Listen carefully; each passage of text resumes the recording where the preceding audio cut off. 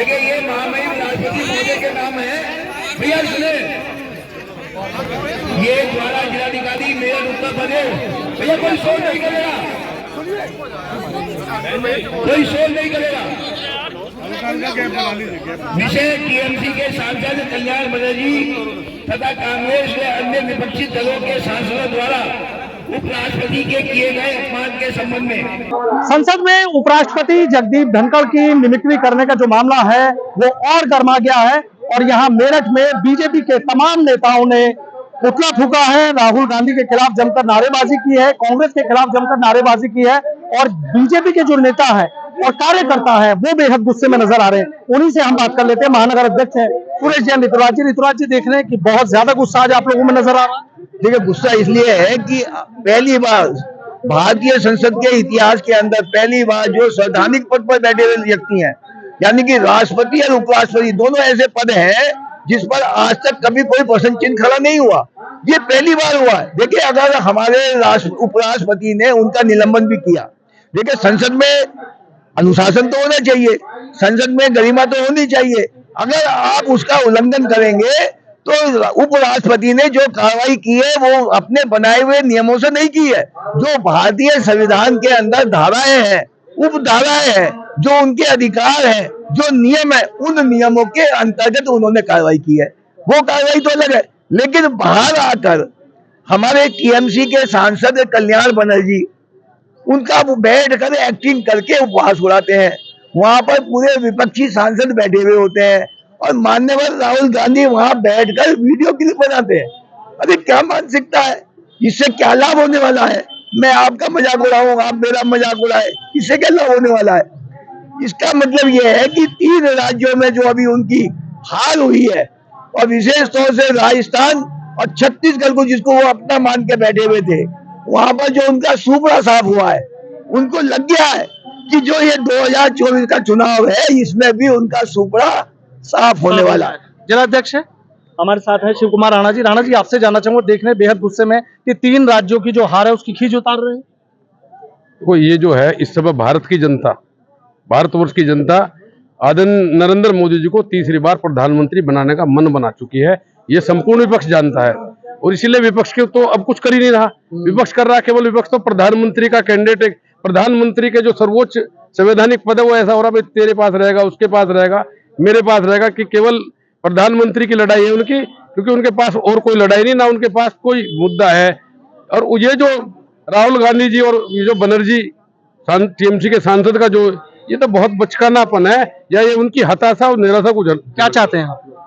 ऐसे व्यक्तियों के खिलाफ जो भारत की जो संविधान है, अगर संविधान की मर्यादाओं, संविधान के उच्च पद पर बैठे व्यक्ति का उपहास उड़ाया जाएगा तो भारतवर्ष की तो संवैधानिक व्यवस्था चरमरा जाएगी। इनके खिलाफ जो है कठोरतम कार्रवाई होनी चाहिए। कठोर कार्रवाई। आप क्या चाहते हैं? देख रहे हैं कि यहाँ पे पुतला फूका, बेहद गुस्से में नजर आ रहे हैं तमाम कार्यकर्ता। आप देख रहे होंगे कि पार्लियामेंट जो है जनहित में जो योजनाएं बनाकर और वहाँ कानून बनाने का काम है, और वो लोग किस तरीके से वहाँ हंसी मजाक और मिमिक्री करके जनता का उपहास उड़ा रहे हैं। और जनता ने, जैसी अभी जिलाध्यक्ष जी ने बताया, जनता इनको जवाब देगी और 2024 में इनका सुपड़ा साफ हो जाएगा। सुपड़ा साफ हो जाएगा। कुछ महिलाएं, उनसे भी बात कर, आप देख रहे हैं बेहद गुस्से में नजर आ रहे हैं। तमाम लोगों की नाराजगी भी देखी जा रही है।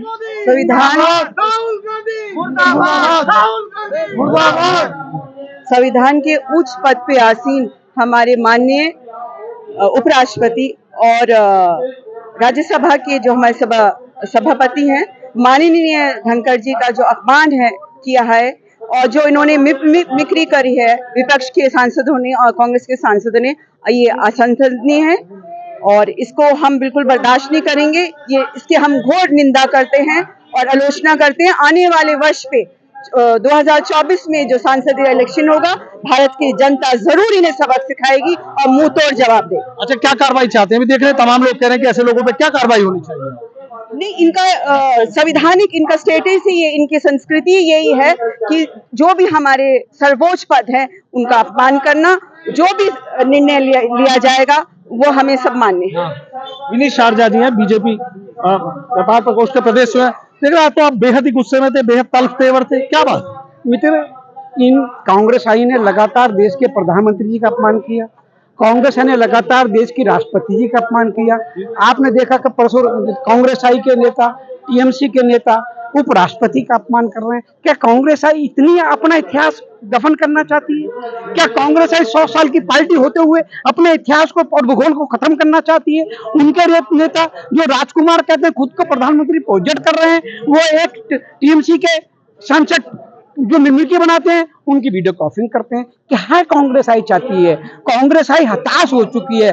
छत्तीसगढ़, राजस्थान और मध्य प्रदेश के चुनाव की हार से कांग्रेस आई पगला गई है और उनके नेता राहुल गांधी तो मुझे लगता है पूरी तरीके से पगला गए हैं। मेरी कांग्रेस आई से एक अपील है, एक उनसे मेरी सलाह है कि अपने राजकुमार के दिमाग का ऑपरेशन कराएं, उसमें देश की सबसे पवित्र गंगा जल का उसमें शुद्ध डाल के उनके दिमाग में उसका शुद्धिकरण कराएं। नहीं तो राहुल गांधी एक दिन ऐसा होगा, आज हाथ शर्ट में घूमते हैं, आज वीडियो कॉलिंग करते हैं।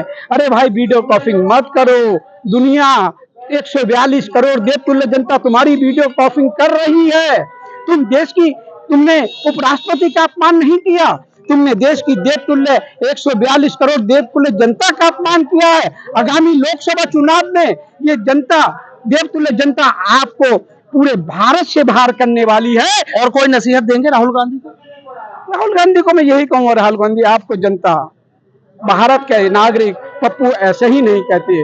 आपने कल सिद्ध कर दिया, आप पप्पू थे, आप पप्पू हैं, आप पप्पू रहेंगे। और देश में आज ये मेरा देश श्री राम का देश है, ये देश मेरा कृष्ण का देश है, ये मेरा देश बौद्ध का देश है। भगवान श्री कृष्ण ने कहा था मैं कलयुग में जन्म लूंगा, तो मोदी के रूप में कृष्ण जन्म ले चुके, योगी के रूप में अभी मन साहब ने एक बड़ी बात कही थी।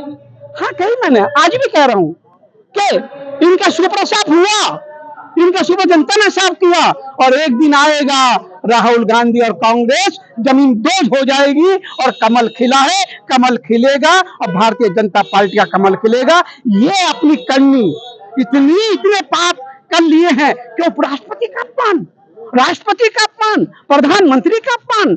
क्या साहब क्या हो गया? कभी नेहरू प्रधानमंत्री थे आपके परिवार के, कभी इंदिरा गांधी आपकी परिवार की प्रधानमंत्री, कभी आपके पिता आपके राजीव गांधी। क्या कहना चाहेंगे और क्या कहेंगे? उपराष्ट्रपति जगदीप धनखड़ जी का जो अपमान है वो संवैधानिक व्यवस्था और लोकतांत्रिक मूल्यों का सीधे सीधे अपमान है। और मुझे ऐसा लगता है कि खासकर राहुल गांधी जी से तो इस बात की उम्मीद इसलिए करनी नहीं चाहिए थी क्योंकि उनके खुद के परिवार ने बहुत दिन तक देश पर राज किया है। उन्हें तो कम से कम राजनीतिक व्यवस्थाओं का, लोकतांत्रिक मूल्यों की जानकारी होनी चाहिए थी, लेकिन ऐसा ना, उन्होंने जो बचकानी हरकत करके अपनी अकल का परिचय तो निश्चित तौर पर दिया ही है। और मैं ये मानता हूं कि आने वाले, और ये हताशा है 3 चुनावों में हार की हताशा है, ये बता रहे हैं हताशा है, बिल्कुल स्पष्ट हो चुका है, हताशा भी है। और जिस प्रकार से इनकी हरकतें हो रही हैं, माने उपराष्ट्रपति जी को लेकर जो इन्होंने और ये किया है, कांग्रेस बिल्कुल समाप्त हो चुकी है। और यह अपमान केवल एक महामहिम उपराष्ट्रपति जी का नहीं है, यह अपमान है बाबा साहब अम्बेडकर जी का, जिन्होंने संविधान बनाया था। यह अपमान है सरदार पटेल जी का, यह अपमान है उन स्वतंत्रता सेनानियों का जिन्होंने इस देश को लड़ने के बाद स्वतंत्रता दिलाई थी। यह अपमान है उन 123 करोड़ लोगों का जो एक सांसद को लाखों लोग वोट देकर संसद में भेजते हैं, प्रतिनिधि के रूप में भेजते हैं। यह अपमान उन लाखों लोगों का अपमान है। और यह अपमान है भारत माता का, यह अपमान है हमारी संस्कृति का, और यह अपमान है भगवान श्री राम का, और यह अपमान है भगवान श्री कृष्ण का।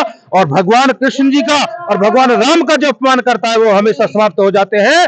चाहे कुरुक्षेत्र का मैदान रहा हो, जब कुरुक्षेत्र का मैदान होता है तो युद्ध जो है वो भारत की जनता जीतती है, भारत की परंपराएं जीतती है। भारत की परंपराएं जीतती है। तो आपने देखा कि किस तरीके से जो बीजेपी के नेता और कार्यकर्ता हैं वो बेहद गुस्से में नजर आ रहे हैं और ये कह रहे हैं कि इस मामले में सख्त एक्शन होना बेहद जरूरी है।